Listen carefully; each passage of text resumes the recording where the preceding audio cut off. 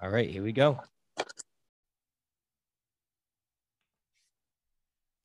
What's going on, everyone? Welcome back to the Reyes Reflection Podcast. I hope you're all doing well. I'm Nathanael Reyes, and if you're enjoying the guest stories and experiences, please hit that follow button so you can stay up to date on all the latest episodes. And for any updates, clips, or info about upcoming guests, please check out I'm Nathanael Reyes on Instagram. That's with AEL at the end, not IEL. You can thank my mother for that. Speaking of her, I have to be careful because I shared a story on my latest podcast, and she wasn't too happy with it. And so I now I have to I didn't think she was actually going to listen to it. More so, I didn't think she was going to find the resources and the know-it-all of how to stream a podcast. So good for her. But enough about me. I want to introduce my next guest. Some of you may recognize her from the original season of MTV's Are You the One? Others, like myself, recognize her from the Challenge Battle of the X's 2. But currently, she's the host of the BosBabes Lifestyle Sports Podcast. Please welcome the lovely Brittany Baldi. Thank you for coming on. I am so excited. So thank you for having me on. I love helping out local people. Nathaniel actually slid into my emails and he was very well spoken. Just kindly asked me to come on his podcast. And I was like, you know what? I'm just going to do it because it's fun to not only one, have me be able to speak to another audience because I'll be hitting another audience through your fan base, but two, having people like myself come on your podcast will help boost your charisma and maybe help you want to continue your career down the media path. So that's kind of why I'm doing this. I figured why not just branch out to your fan base, but also give you a little boost and some confidence in your podcast arena. I appreciate that. No, I definitely took a stab in the dark and was like, I'm just gonna email her. I don't know. I know she's a Massachusetts native. See where it goes. And sure enough, it's funny when you responded, I was so excited. I'm like, she actually responded and said yes. And up until this point, I didn't believe that it was legit. But yeah, there you go. Yeah, I mean, again, it goes back to one of those things where when I was younger, again, I don't know how old you are. You seem like you're in your early 20s, which is great. I'm in my 30s. If people didn't give me the opportunity in my 20s to get on these TV shows or get help when I started my podcast or ask questions, or if I didn't have anybody want to be guests on my podcast that I have now, I wouldn't be where I'm at. So I feel like it's kind of like passing the torch off. So when I get the opportunities or I get asked to do certain podcasts, especially when they're professional like yourself, the way that you wrote up your email was very professional and very kind, and it wasn't weird or anything. So I was like, you know what?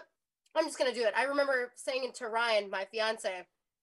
He was like, oh, so what are you doing tomorrow? Why do you have to borrow my laptop? And I'm like, oh, because I'm going to do this Zoom interview. He's like, oh, who are you doing it with? Because I'm used to doing it with I don't know, big radio stations and stuff. I'm like, I think it's just some local person from Massachusetts. And he's like, Britt, just do it. That's great. So it's good to help out the youth that are trying to figure out their way in the entertainment industry. So Nathaniel, I'm here for it. I appreciate it. Yeah, because this is not my background. My background is in early childhood education. I've transitioned into communications and this type of stuff the last year and a half or so. So, no, I appreciate it. And any help I can get, I'm still a novice. I'm still learning. And I appreciate, like I said, I appreciate the support.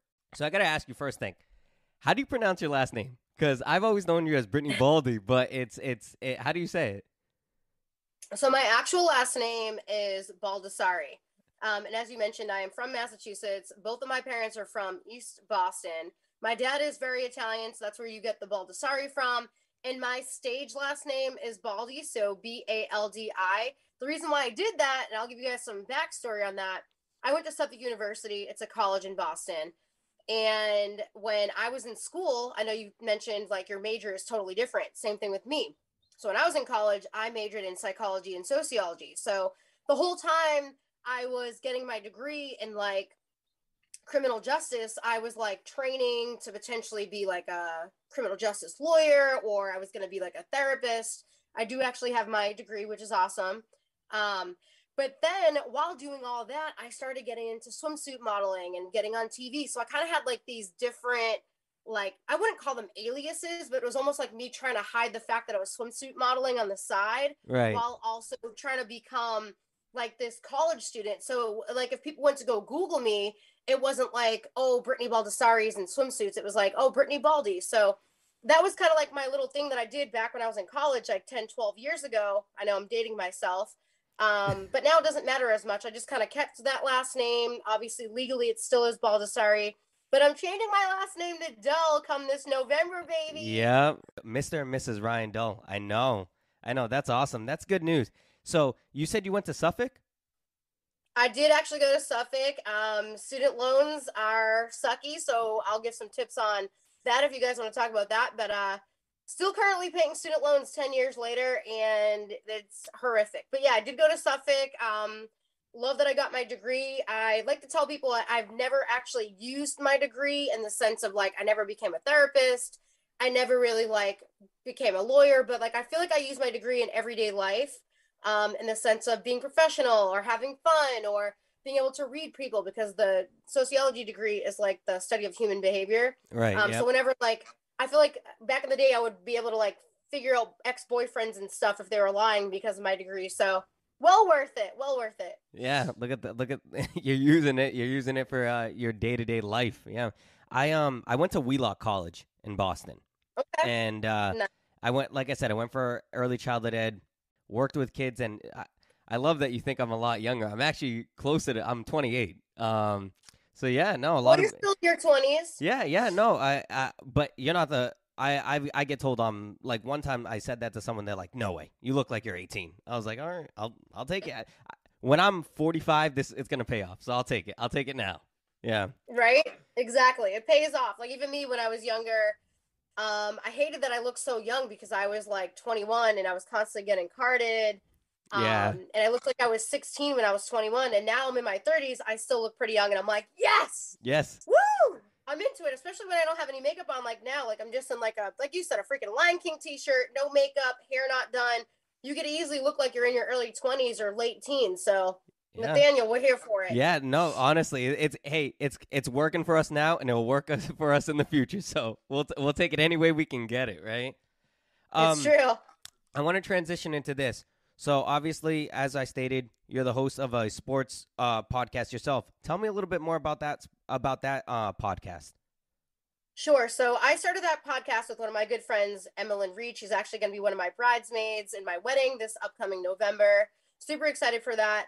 But that kind of like sparked my interest because obviously with my reality TV background, which I'm sure we'll talk about down the road on your podcast, but I kind of have always had an interest in TV shows like Wags or Kristen Cavallari's show. At the time, she was married to a football player. I loved Eric and Jesse's TV show Game On back in the day. Actually, my dog Decker is named after the Decker family. Jesse Decker is a country singer, and Eric Decker played professional football up until he retired. So I've always kind of had an interest not only in entertainment and competing in sports, but I really loved the whole what do professional athletes do off of the field. So I was going through a really bad breakup, and my friend Emma, she at the time was my co-host. Now she has since moved on and is actually an anchor in Providence, Rhode Island, which is really cool. So congratulations to Emma. She's also a mom. But the first 2 years together, we co-hosted the show. We went to live charity events. So anything Boston sports related, the Boston Bruins, the Celtics, the Red Sox, we would show up to these charity events, cover them, and cut together features for the podcast. We were having live professional athletes come in studio. Then COVID hit. So I kind of turned it into more of like a streaming thing like we're doing now, Nathanael, where I would get on Zoom or StreamYard and record, and I would still be able to create content, but it wasn't as in-depth because obviously I was no longer going to events. But long story short, my podcast is called The BosBabes, short for Boston, BosBabes. It's on iTunes and Spotify, free to listen, free to subscribe. It's essentially like a behind-the-scenes look at some of your favorite professional athletes, both male and female. I also have their significant others come on sometimes, and reality TV competitors. So I recently did a 2-part special. Nathanael, you might enjoy it, with Mark Long. I love you Mark. Guys know yeah.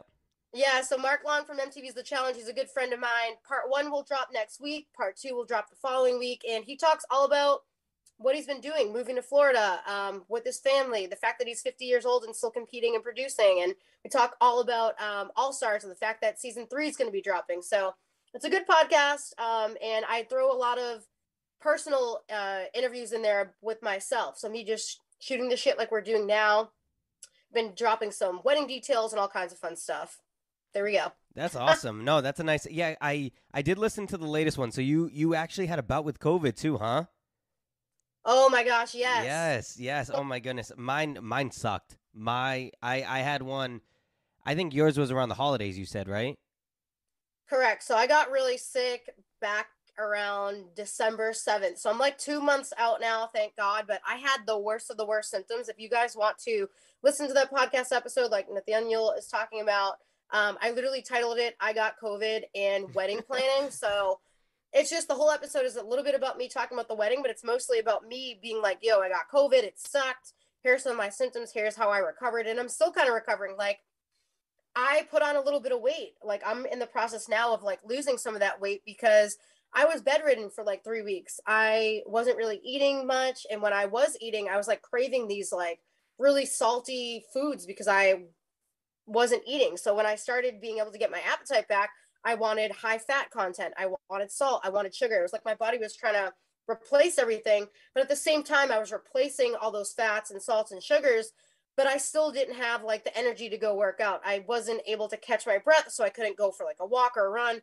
So yeah. What about you? Like, how was your COVID situation? I know you said it sucked too. Yeah, no, it sucked. I thought it was just a regular cold because I tried to do all the natural immunity things. I drink a lot of fluids, do all this, all that, and the other thing.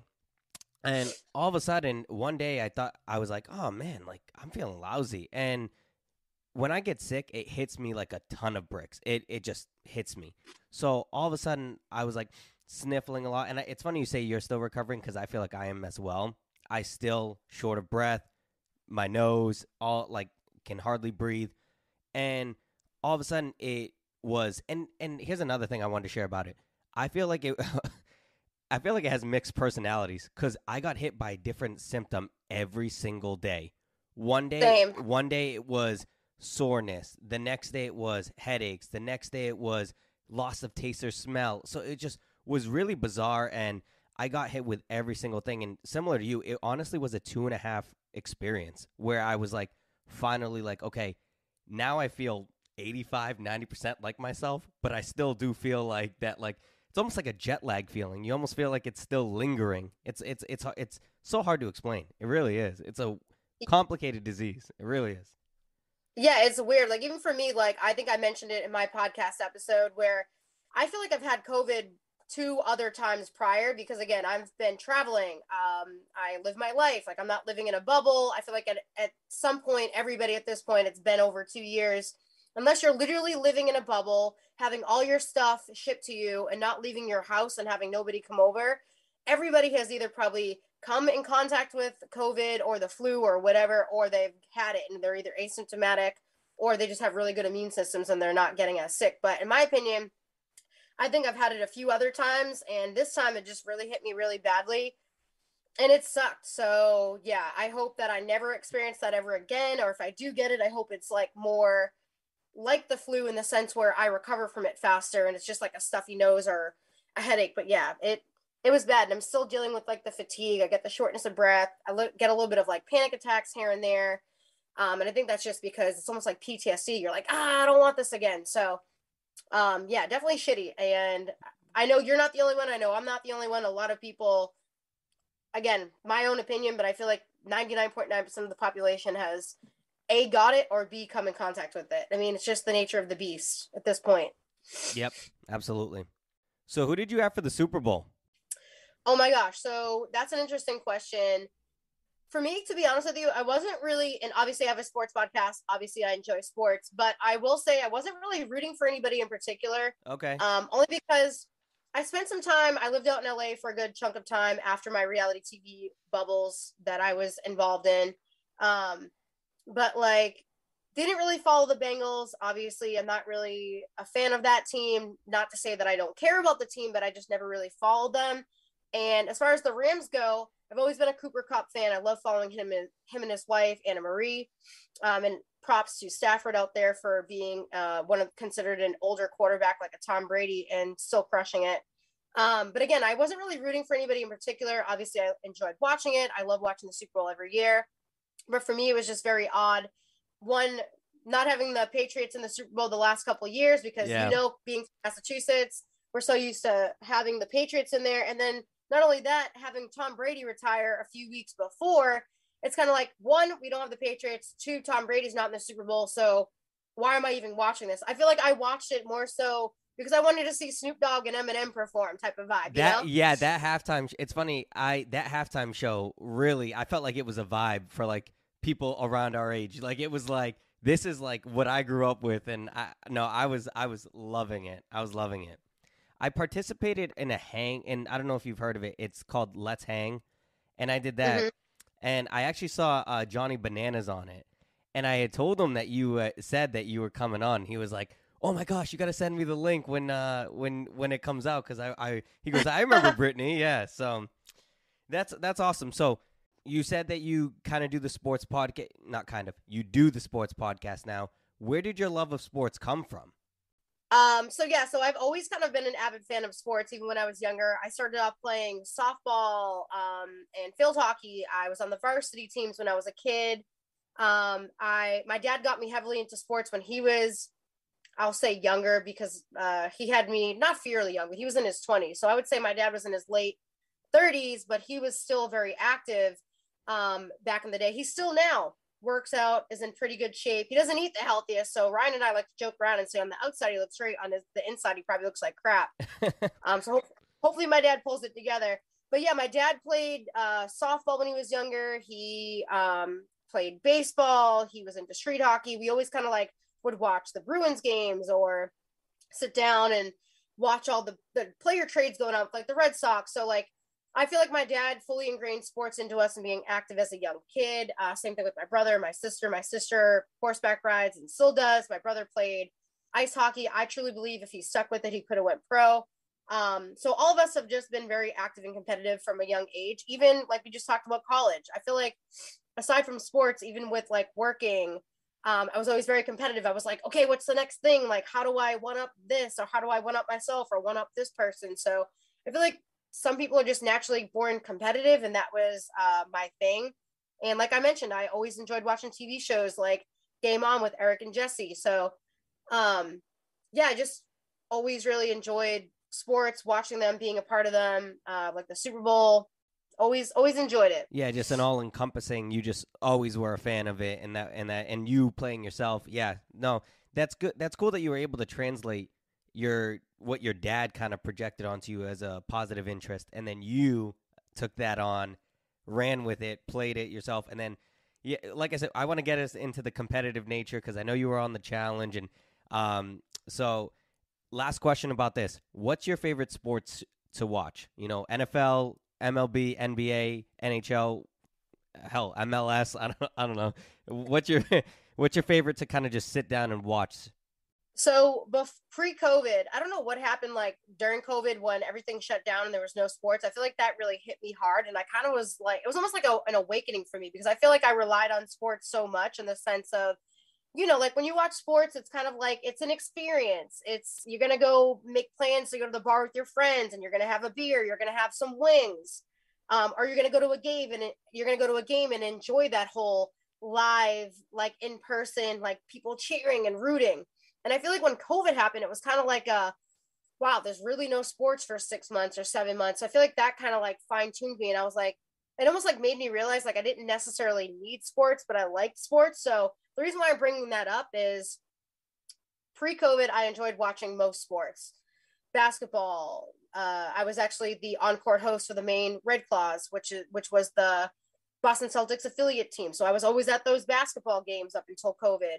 I had just started dating Ryan, so I flew down to spring training to go see him play baseball, even though that got shut down because of COVID. But to answer the original question, really loved, enjoy watching ice hockey. I just love the fast movement. I love the hitting, the checking, the competitiveness, how fast the game moves. Really enjoyed watching ice hockey when I was a kid too, going to the Boston Bruins games. Again, my brother played, so growing up watching him and being like a rink rat, as they say, going to Canada for his tournaments, and becoming friends with some of his teammates back in the day. Really loved ice hockey, and I would say that was one of my favorite sports. It still is one of my favorite sports. And of course, I spend a lot of time at the baseball field now because my fiance plays professional baseball. But I do have a love for most sports. I love MMA, mixed martial arts. Don't really watch soccer as much, but I do think it's an awesome sport. I even figure skating, I think, is pretty cool. I remember watching the Olympics when I was a kid, and my brother, sister, and I would put on socks, and we had hardwood floors, so we would pretend like we were skating around on the floor. So I remember my dad, like, that's why he got us ice skates. So yeah. I feel like what you watch when you're younger kind of like influences you as an adult to some extent. No, for sure. And what you're saying, I remember exactly. I remember that the sports world just shut down, and I think UFC was maybe the only thing that was still, I mean, left. If you want to include WWE too, I know that they're more sports entertainment, not really a sport, but they were the only ones that were really staying active. And like you said, it's because it was hard. The whole world shut down, and I think they knew that people still wanted that entertainment. But that was kind of awkward because nobody was in the stands, and it was just really, it was a ominous feeling to just watch two people like beating the hell out of each other with nobody saying, like, you know, cheering or anything like that. It was, yeah, that's tough. But I mean, at least you were able to kind of, even though that was your profession at the time and you were using it all the time, at least you were able to turn it into a positive and, you know, have a different love for it now, which is a positive experience out of a negative one. So for sure. Let's go back to the competition. I know you started on Are You the One? And I just got to be honest, never really watched that show, so I don't know much about it. I know it's kind of like a dating show. I was more of your fans from the challenge. That's when I really, but honestly, because I didn't watch Are You the One? At first I was like, who is this person? But then I saw you and your teammate. You two were doing great. You were kicking ass. You took down, 3 people in elimination. So, like, you freaking killed it. So, can you share some experiences of your, lone season of the challenge? Interesting that you mentioned that. So I do have fans all the time that are like, when are you going to go back and compete? Like, what's going on? Why were you never asked to go back on the show? And to be honest with you, I did get asked to go back to 2 other seasons. One of them was Bloodlines, which was the season right after my season. They interviewed both my brother and my sister. My sister at the time was still in college, and they didn't want her for whatever reason, probably because she was still in school, and I don't think she wanted to leave to go compete. And my brother kind of like told the producers to F off for whatever reason, and he didn't want to compete with me. So I didn't really have anybody to compete on Bloodlines, or else I probably would have been on that. And then I got called for 1 or 2 other seasons after that. And for whatever reason, a lot of the times when the producers call you, they'll be like, hey, like, we're casting a new season. Like, what's your deal? Like, are you interested in going on? And you either say yay or nay, depending on, like, some people might be pregnant, or some people might have a job where they can't leave, or they have a family member that's sick. So people have a lot of reasons whether they say yes or no. In my case, I said yes. But even if you say yes, it doesn't mean you're going to fully get casted, because the producers probably sit down, look at everybody that says yes, everybody that says no, who can be an alternate. And what they do is they decide, like, who they want on the show, what type of a theme that they want. So I feel like I just didn't fit whatever that theme was.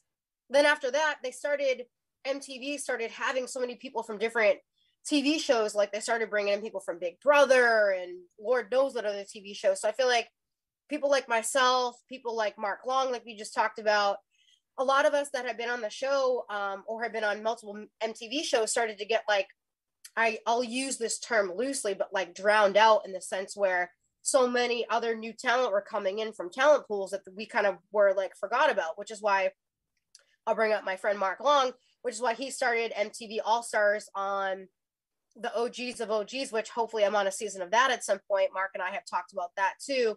Don't know if and when I'll ever be casted, but that's why Mark started this whole different reboot on Paramount Plus, because he was like, like a lot of the fans were sick of seeing all these people from different shows come on, and it's like a completely different show. And yeah, so that's kind of what happened. I never got on the show again, only because, like we just talked about, different reasons for it. But I did compete on season 26. That was the only season I ever competed on, and it was a lot of fun.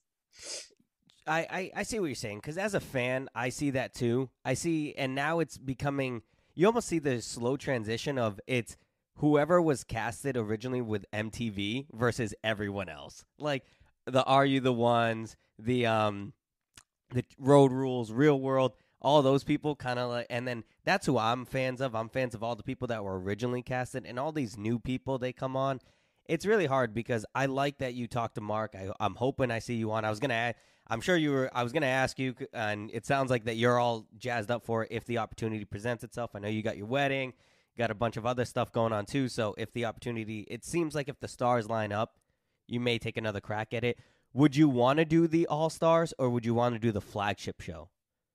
To be honest with you, I think I would prefer to do the All Stars only because, as we just talked about, it's more of the authentic, real, like Mark and I on my podcast episode when it releases with him next week and the following week, because I have 2 episodes with him dropping. Like you and I just talked about Nathanael. We're very like nostalgic people. We enjoy the 90s. We don't really necessarily need like the big kabooms and the cars blowing up and the drama and all the hookups, unless it's authentic, of course, and real. So like I would prefer to be on the Paramount one only because I wouldn't feel like I need to hook up with somebody because obviously I'm engaged and about to get married. I wouldn't need to feel like I need to dump a drink on somebody to create drama to stay on the show a little bit longer, because that's what I feel like MTV's turning into. Like, and that's not me anymore. I'm 30 years old. Like I'm thinking about becoming a mom, just like Jenna and Zach are doing. Like, I feel like I would prefer the newer show only because it's geared towards more of the older generation, in the sense of we're still young, but it's like we don't really care about hooking up with random people on TV anymore like we used to. We don't really care about heavily drinking like we used to. We're all like engaged or married or having kids, or we have established careers. So I think that show would fit me more than an Are You the One type of vibe, or any other type of show that's out there, you know? Yeah. Just because of where I'm at in my life currently. I see it now. Like you said, the randomly a freaking car is exploding in the background. It's like, what is it? What? Yeah, that's my I'm like, all right, you're probably spending so much money to blow up a car, and that's so unnecessary. Whereas I do watch the All-Star one, and I love that one because, like you said, I love the authentic. I even love the difference of the fact, this is going to sound silly, but maybe. I even love the fact that it's not bleeped out. So, yeah, like I like that. I like the fact that they're able to be genuine and they're able to be real. They're able to share their stories and experiences and just act the way they are. And it's not, because sometimes you watch, like you said, you watch the ones where they're all in the living room and they fought over, I don't know, like this past season, they fought over some pizza. And it's like, come on. Like, yeah. And it's beep, beep, beep, beep, beep, beep. And by the end of it, I'm like, okay, what just happened here? Yes, what happened? I missed all of that. Whereas on the other one, it's, they'll say, hey, I hate you. I'm sick of you. I want you out of my face. And it's like, okay, yeah, all right. Now we know what they said, and now we know why the person got up in their face. So, no, I definitely think that what you said is true, and I hope to see you on. I know that you've got your life, and it sounds like you're thriving as well. But I really hope to see you on at some point because I was a really big fan of yours. Like I said, I thought you kicked ass, and like I was watching it I watched it the other day because sometimes on certain TV, like my Samsung TV, it'll randomly stream episodes of the challenge, and I turned it on the other day, and I watched the one where you were facing Knight and Jemmy, and you were like the cinder block one. That was actually really hard. Yeah, it looked really hard. I'm like, oh my god, like Jesus Christ, that looked painful. And you were killing it. Like I said, oh man, I can just be fanboying all day. So I'll continue. No, but I'm glad that you bring that up because that actually was a very difficult challenge. And actually, if I remember correctly, and correct me if I'm wrong, this was like 6, 7, 8 years ago. But I do remember like Adam and I and Jemmy and Knight and I had to like stop a few times because I don't know what they did, but they had like, we had to like pull the cinder block and we had to break through other cinder blocks. And we were going at it for what seemed to be hours. I mean, maybe it wasn't that long, but it seemed like it was that long. And we were starting to get tired and none of us were like breaking through these cinder blocks. So I do remember at one point, if I remember correctly, again, this was years ago, I think the producers were like, yo, like, they're not making, neither one of these teams are making any progress. I think we need to take out some cinder blocks. So I think they actually had to take out some of the cinder blocks because they realized that they put too many cinder blocks and none of us were breaking through them. So that's just some little insider detail from being in so many elimination rounds that what you guys see on TV, sometimes it's not the actual thing, because what happens is we sit there, TJ does his whole spiel, and I don't know what the hell they do now, but like I remember on my season, like they would go out, TJ would do his spiel, and then we would cut and shut the cameras off, and then they would make sure that we knew what we were expected of. Like, for example, they wanted to make sure that we knew the safety precautions. They wanted to make sure we knew the rules of the game. That way, when they started filming, we can't stop and ask questions. So there's like a 15-minute or 20-minute period where the cameras actually stop before we even do the elimination, where we're like, okay, can you explain this a little bit better? What are we doing? That way, like during the elimination or during the actual challenge itself, we don't have to redo something. So that's some insider detail. Again, that might have changed. I don't know if they still do that, but during my season, I do remember that happening. I think they still do it. I think you can tell when they do it now, because sometimes you'll hear TJ talking and then you'll hear his voice dubbed like completely different. And it's like, okay, he clearly did that in like a closed studio or something like that, and they just, interjected Cut it it into in. yeah. But no, they probably still do that. Wow, that is some really neat insider stuff, because it does make sense. It's like when you watch it on TV, it makes it seem like, hey, here are the directions, go do it, and then you're just, you're doing it in one swift motion. But there are a lot of variables that you have to take into account. Well, because I mean, think about it. Like if somebody's helmet falls off, that's a safety issue. So they Right. might show the helmet falling off during the actual competition, but a lot of the times they'll either show the producer running out and putting it back on. But a lot of the times, like think about it, from a professional football game or hockey game, that helmet comes off, the whistle needs to be blown, and they need to put the helmet back on, because somebody can get really hurt during some of these challenges or eliminations. So it is very real. It is very raw. And what we do is very physically tough. I will throw that out there. So when you see us with those mouth guards, when you see us get injured, when you see people get bruised up, like I remember one of my challenges, the one where and I hated this one. I don't have any upper body strength. So anything that involves me having to like hang from stuff sucked.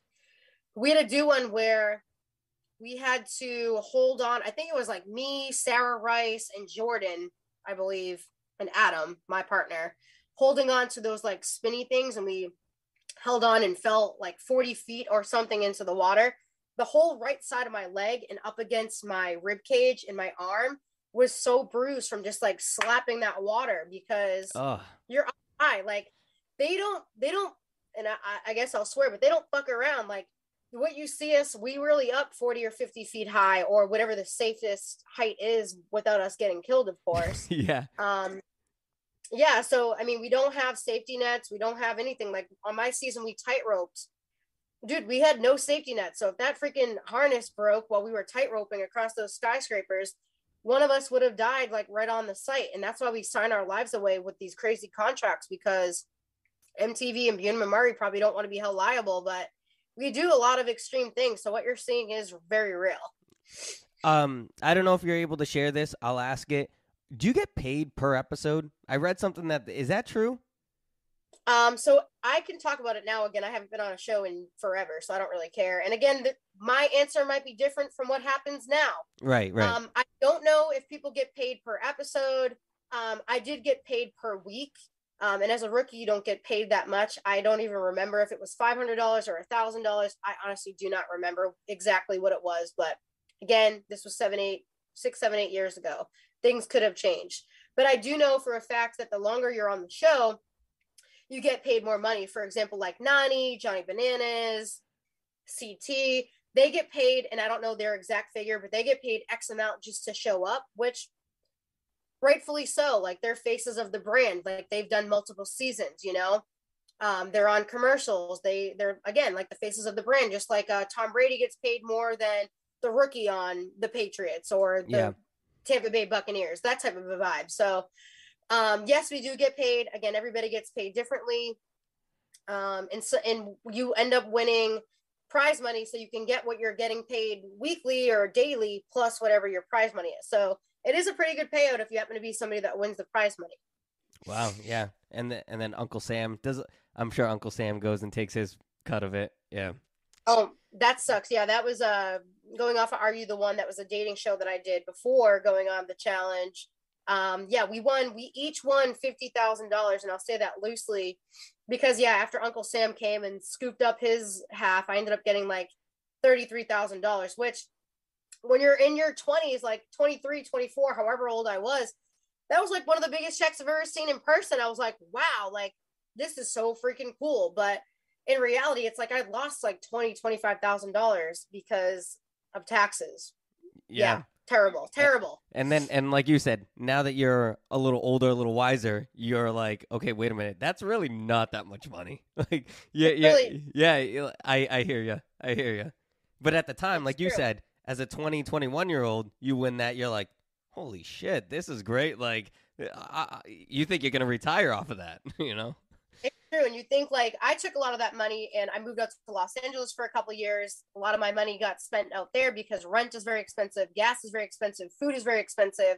I paid off some student loans. Good old Suffolk took between Uncle Sam moving to LA and paying off student loans. Thank you, Suffolk, for taking my money. That's where a lot of my prize money went, to be honest with you. I currently have zero prize money. Again, I also went on that show 6, 7, 8 years ago.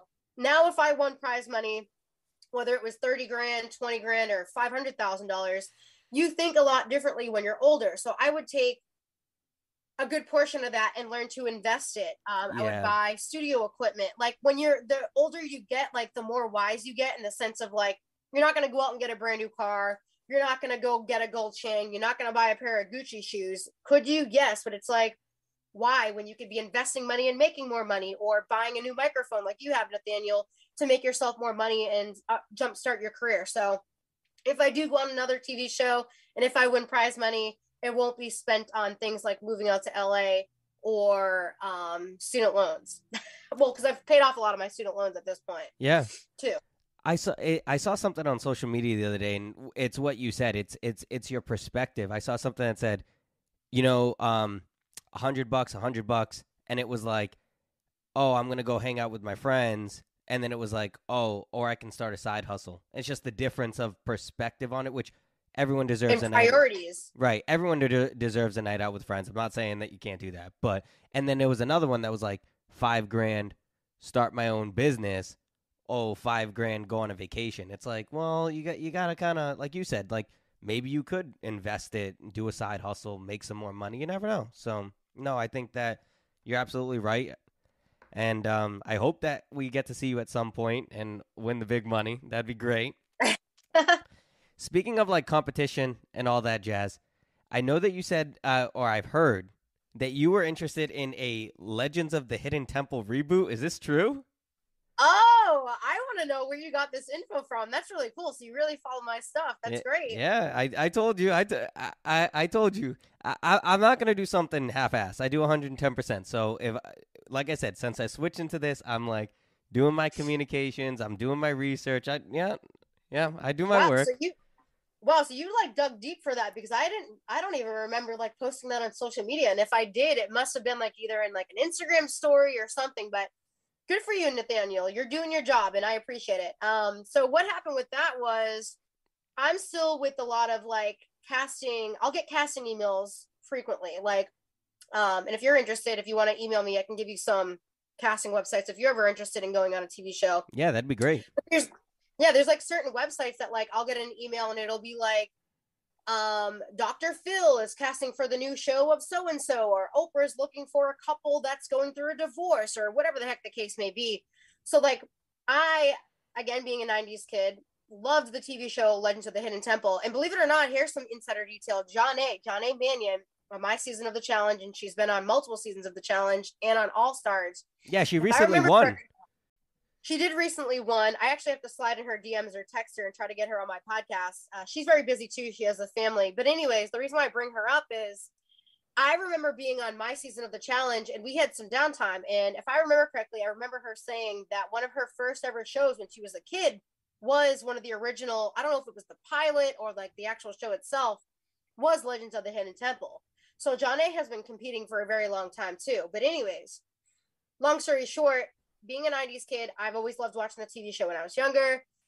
And I remember them talking about remember them in the sense of getting an email saying that they were looking at potentially casting a new season of Legends of the Hidden Temple. So I actually submitted for it, and I submitted some friends for it. I have not seen the TV show come out, so I don't know if they like either never went through with it or what. But if they ever come out with the like rebooted Legends of the Hidden Temple, I'd love to go on. I keep wanting to say boyfriend, probably because we've only been engaged for like a month now, but we've been dating for going on our 3rd year. My fiance and I talk all the time about whenever he retires from baseball. Again, hopefully that's not anytime soon. Doing something like The Amazing Race together, because he loves that TV show, and obviously he's very competitive. So whether you guys see me on All Stars or Legends of the Hidden Temple or something, I hope to be competing again. Who knows? Who knows when, Nathaniel? Yeah. Well, I'll definitely follow it. So it's a nostalgia kick. I always loved that type of show, and Guts, like those two. I don't know if you remember Guts. I do. Those two shows, I was like, I would say the same thing. I'd be like, man, I really hope I can get on those one day. And I don't know if you remember the teams on do you remember the teams on the Legends of the Hidden Temples? They were all based. I don't remember the names. I know that they were all based off of. It was like Purple Parrots, right?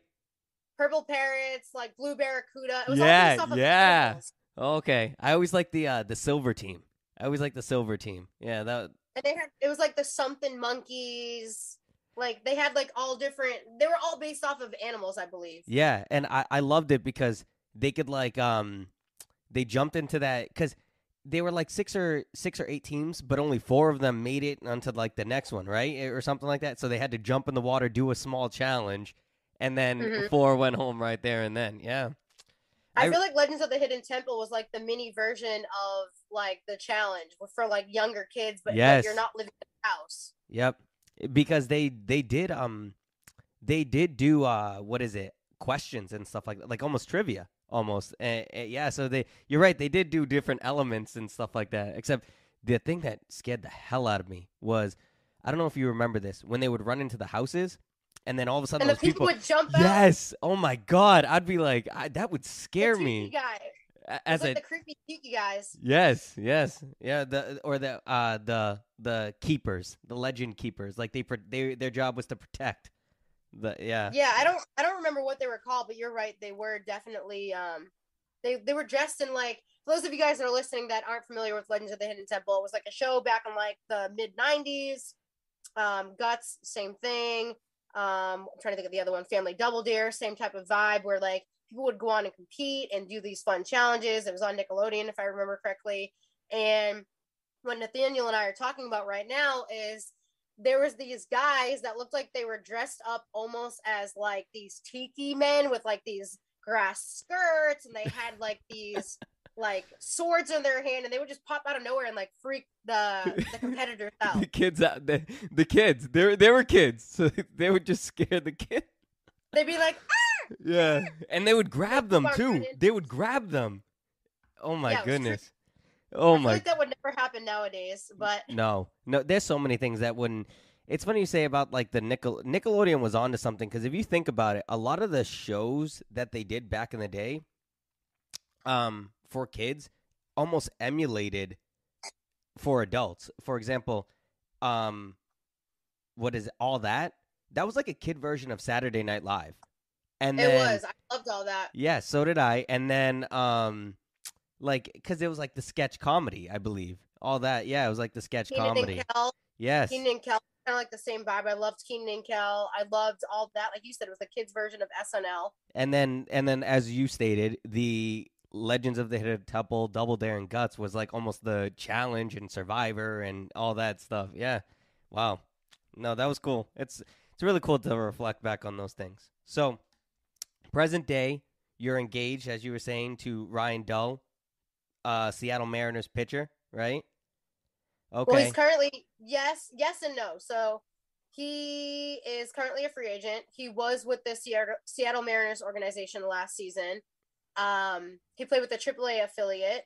They were called the Tacoma Rainiers. So we actually lived in the state of Washington, which is a lot of fun. We road tripped. Well, Ryan flew, but our dog and I and Ryan's parents road tripped all the way across to and from Washington, which was a lot of fun and very interesting. Ryan is currently a free agent. fingers crossed, we don't know where we're going to end up. He's still very young. He's 32. By sports standards, that's kind of old, but I mean, he's been playing in the league since he got out of college. So he started with the Oakland Athletics. He got drafted by them, if I remember correctly, in 2011 or 2012. And he's been playing every year since. Granted, with COVID, he wasn't able to play. So that was like his first year off. But here we are. We are really hoping that within the next couple weeks or today, wink, wink, we're hoping today or sometime in the near future that he gets a call and is picked up with the team. Yeah, fingers crossed. I'm pulling for it. That's awesome.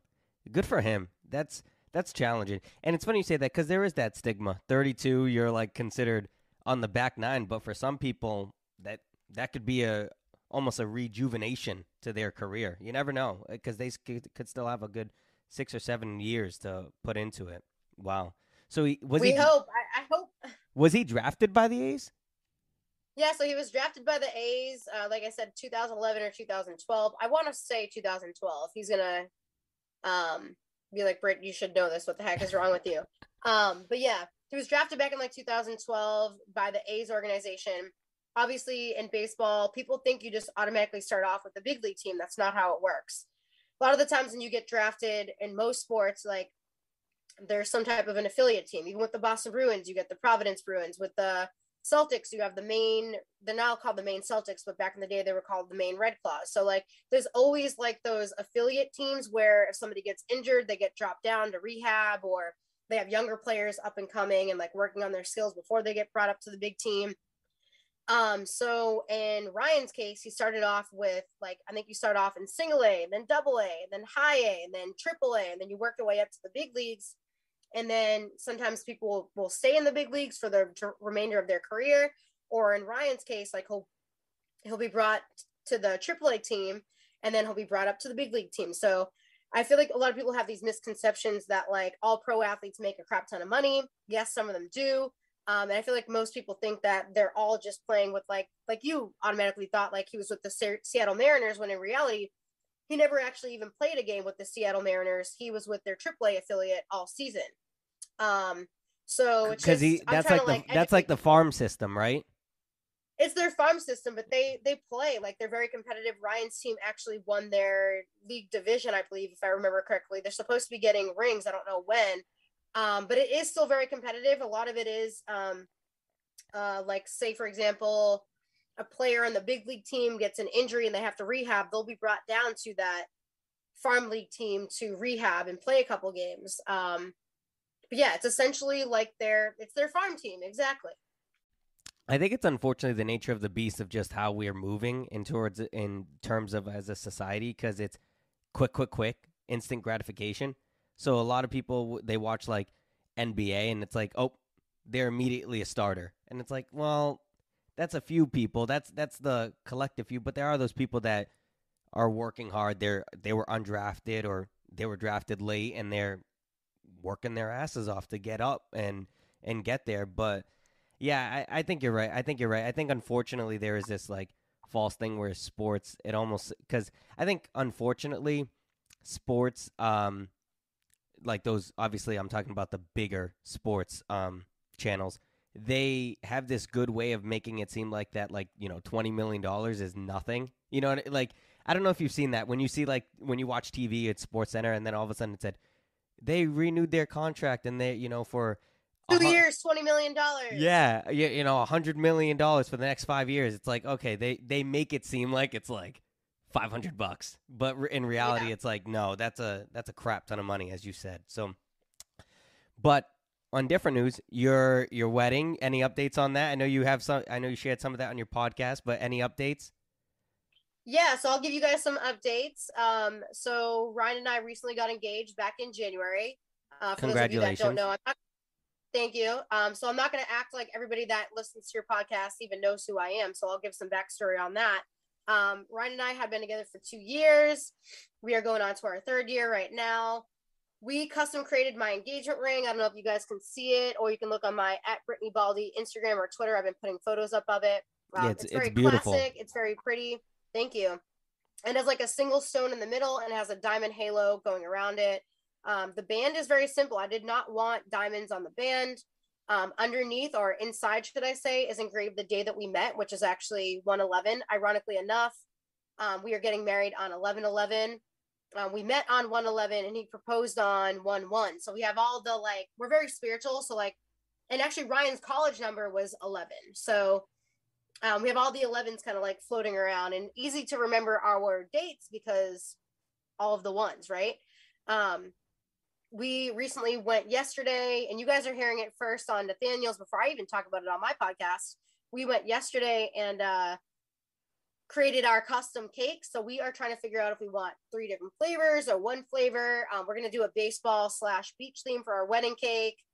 We already have the venue picked out. I don't want to share the venue. I haven't even shared it with my fan base yet. I think we're going to try to keep it secret because we don't want paparazzi or weird people showing up, because that's smart. A lot of people are at our wedding. Not all. Obviously, we're going to have friends and family, but like we'll have some former or current pro baseball players. Obviously, we're going to have some former and current reality TV stars, like from my friends that'll be there. So we don't want like people to show up. So we're keeping the venue a secret. However, we have the date picked out, the venue picked out. We just created the wedding cake. My wedding dress, I just recently picked that out, which I'm really excited about. So yeah, we've been moving along. We have the DJ. Next up, we are going to be working on bridesmaids boxes and custom suits. So Nathanael, we got it going. Awesome. I know you're trying to keep the dress on wraps on the low because I know you said you're afraid that you'll accidentally share it with Ryan. So yeah, no, let's keep it. And the last thing I want to bring up is, so you mentioned, I was going to ask you about Decker. Where'd you get the name? So you said it was from a TV show?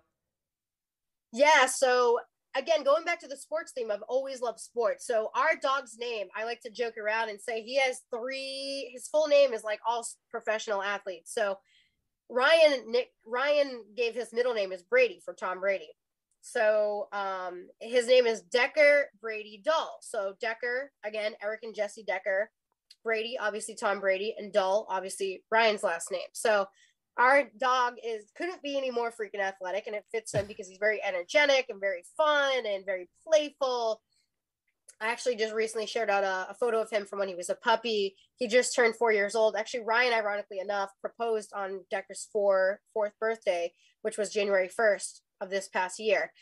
But yeah, wow, that's another one. Yeah, 1/1. Oh my goodness! You said the dog's birthday is January 1st? Yes. Oh my goodness! Look at that! It's everywhere. It's crazy. Yeah, it's very. Actually, I have it. I'll show you right here.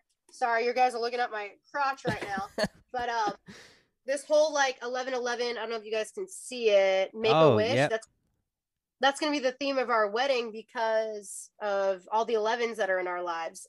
If you guys look up the meaning of 11/11, it's a very spiritual meaning. It means like you're on the right path and spiritual awakening and such. So I don't know. We're just very into that number. But back to Decker. He just turned 4, very playful, very fun.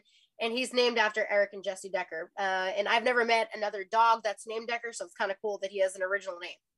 I've never met it either. And it's funny. I don't know if you could see it here. That was one of my research questions for you. I said, I want to know why Decker. And I said, Brady, I knew that was Tom Brady. That one I got. Decker I did not get. So, no. Yeah, Eric Decker. Eric Decker actually played with the Denver Broncos for a number of years. He went to the Tennessee Titans, and ironically enough, he never did anything with the Patriots, but he got like brought on with the Patriots for like one of their preseason games or something, and like a practice squad type of deal. I don't even know if he made the practice squad. It was just like a preseason where like they brought him in because they were trying to figure out what to do, and he ended up retiring, ironically enough, because every player towards the end of their career, even Ryan, like the older you get, it's like they don't sign these big contracts and these big deals anymore. It's like a 1-season thing. And I feel like Eric towards the end of his career, and I'm not trying to speak for him. Obviously, I don't know him personally, but I feel like once you reach a certain age, you don't want to be bouncing around as much. So he played for a number of years with the Denver Broncos. Then, like I said, he went with the Titans for a little bit. He was with the Jets for a little bit. And then the Patriots called him up. And between you and I, in my opinion, I think that Coach Belichick must have cut him. And instead of him getting cut and having that publicly be known, I think he might have just retired. He has a family, he has a wife. Like he's played it. He's been there, done that. So That's my take on that. But yeah, Eric Decker, former professional football player. He's awesome. And I used to watch him and his wife on their TV show, Eric and Jesse Game On. Yeah, I've never heard of that show. Yeah, actually, you guys can watch it. I think it's on. I used to watch it live. It used to be on E, but now you could probably find it on Hulu or Netflix. But the whole show is about them like dating and like his football career and her country singing career, and it kind of like it's like a Kardashians, but way better in the sense where it's like a reality TV like docu-series where like it follows them. I would love to have one of those shows one day. Like that's why Ryan and I shoot vlogs. I have a pretty interesting life. I'm always traveling to Massachusetts, back down to North Carolina, looking at houses in Florida, traveling for baseball season. Like we always get something going on. And those are the types of shows that I enjoy watching. So I wouldn't mind producing a show like that one day, or potentially having my own show like that. Well, it sounds like you're on the right path. So, no, that's awesome. And I'm hoping that it works out for you, because I definitely think that'd be a fun, because there's a lot of elements that a lot of people don't know. And like you said, there's the traveling aspect of it. And you were talking about the football player. Yeah, as you get older, too, you have to realize, we were talking about priorities earlier in the episode. As you get older, you have family, you have kids. You don't want to keep you don't want to keep taking these contracts and going to this place, because then you're uprooting your family, you're uprooting your kids' school. So, no, I definitely. But in your case right now, it seems like that's a fun avenue that you want to take, and I'm pulling for you. I think you'll be able to do it one day. I'm hoping so. That'd be a fun show to watch, even if it's like a small like Instagram type of deal. Like you know how they have not reels. I don't know what I'm not good with social media. But or YouTube. Well, yeah, like the reels or like the mini like vlogs. Like Ryan and I put vlogs out some to my Instagram or YouTube, but I don't do them that frequently. But yeah, I feel like people or like fans will be like, "Hey, like I'm interested in seeing what you're doing," or like that's why for me the podcast is the best way for me to do it, because kind of like what you're doing, it's like an audible reality TV show in a way where I'm able to jump on as often as I want, or not at all if I don't want to, and kind of just fill people in on my life. And whether you listen or you don't listen, you see me post on Instagram, "Hey, I got engaged." But if you listen to the podcast, you'll hear me talk about like custom creating the ring and like the wedding details and stuff. So it's like a fun way to like allow fans in my life without actually being on TV anymore type of vibe.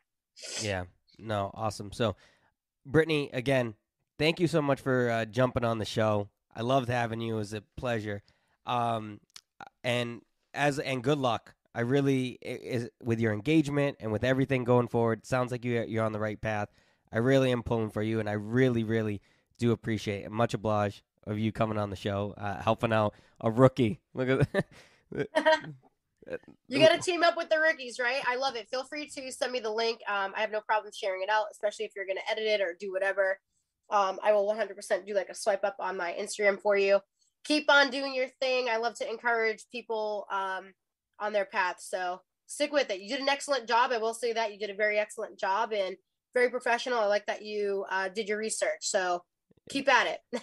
Thank you, Brittany. So thank you so much for stopping by the Reyes Reflection podcast. And as always, may you live, may you love, and may you thrive.